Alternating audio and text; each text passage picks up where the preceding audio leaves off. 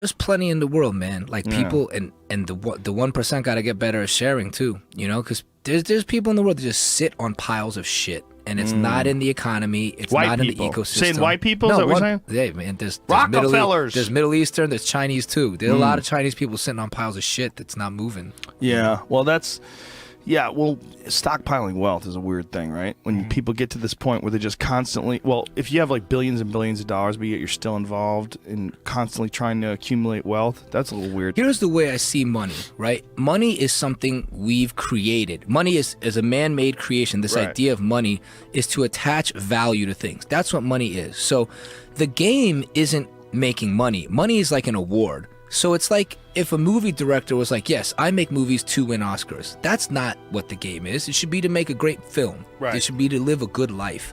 And we reward you along the way because if you do things that are of value to a society, we pay you. Right. You know, but the game is basketball, the game is football, the game is movies, the game is podcasting or truth telling. It's not making money. And that's where I think human beings in society have lost their way because now it's just about winning the award. It's not about doing the work. And I'll tell you this, like, I just think that we have to reconfigure our values and how we value things. And like, we're stuck on this money thing.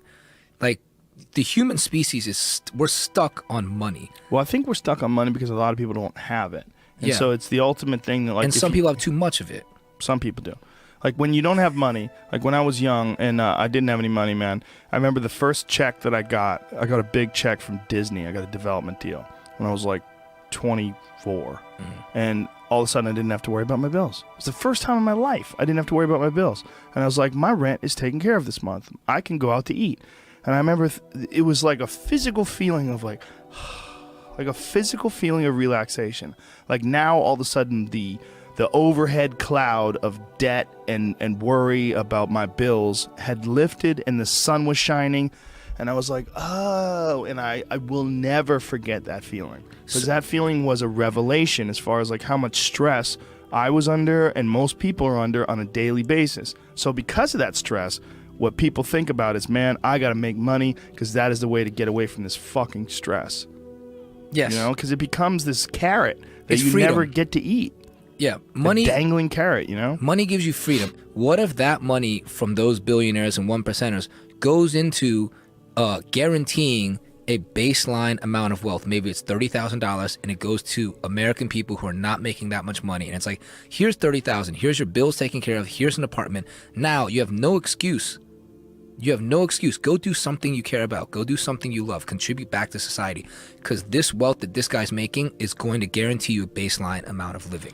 I had Michael Wood on the podcast before. He's a former police officer from Baltimore who talked about how crazy it is there and how they would find, when he was a cop, they found this manifest from like the 1970s. It was a directive of like how to engage in different areas and where the crime is and where the drug violence is and where the breaking. And he's like, this was the same shit that we were dealing with in the 2000s. He's like, is the same areas, the same problems, the same exact, like, this is where the drugs are, this is where the crime is. It was the same thing. He's like, no one fixed it. And when you're stuck in that kind of a cycle, that is where the government should be sending money. We're always sending money to these countries, sending money to Afghanistan and Iraq and trying to rebuild nations. How about rebuild this fucking nation? Yeah. How about these problems that we have? If we want this country to be stronger, the best way to make a stronger country is to have less losers, right? Now, when you get a shitty hand, if you have 2 ones, but you have 4 aces, well, what the fuck, man? Give them one. Well, we have to figure out a way. We have to figure out a way to make the hands that people are dealt with in life far easier to move with. Yes. And there's a lot of people that are dealt with a fucking terrible, shitty hand, and we just turn a blind eye towards these terrible, impoverished communities that are fucking filled with crime.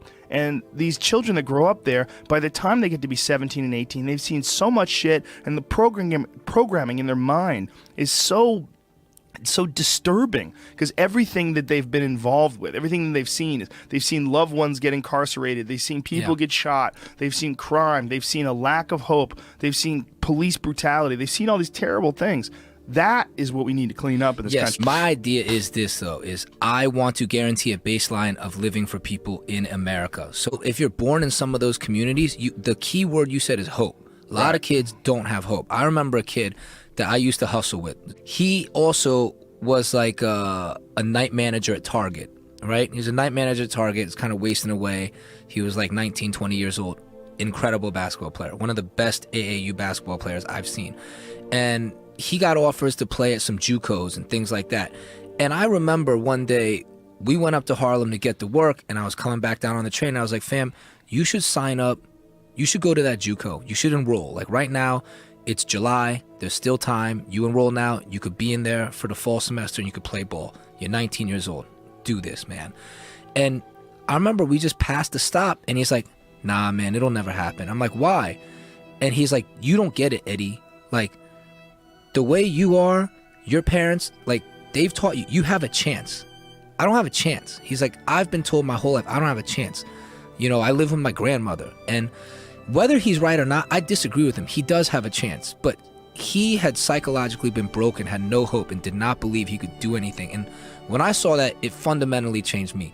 Because I was like, I'm privileged. I'm privileged because my parents, maybe they beat the crap out of me, maybe they were hard on me, but I never didn't feel like I had a chance if I worked hard. Right. There's a lot of people in this world that just, for 20 years, they've lived in America, and they're like, even if I worked hard, even I see my parents working hard, we just never got the opportunities. Right.